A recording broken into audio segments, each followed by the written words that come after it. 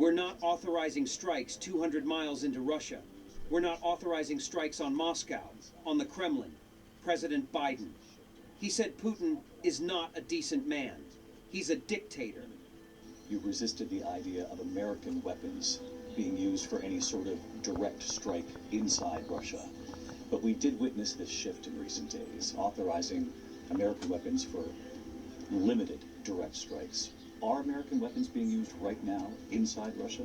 They're authorized to be used in proximity to the border when they're being used on the other side of the border to attack specific targets in Ukraine.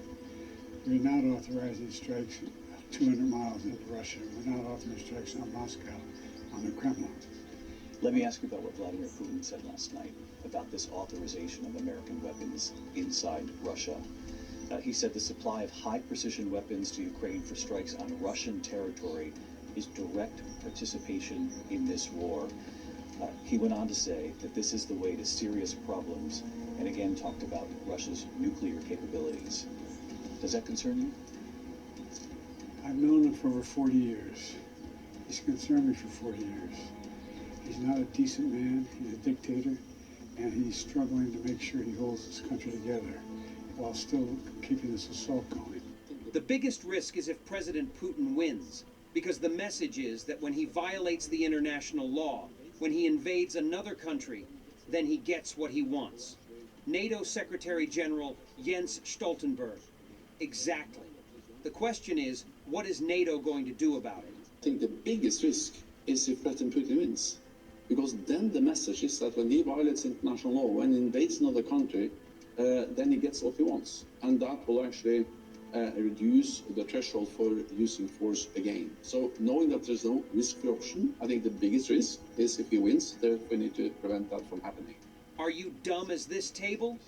Putin dismissed Russia's ambitions to attack NATO as nonsense.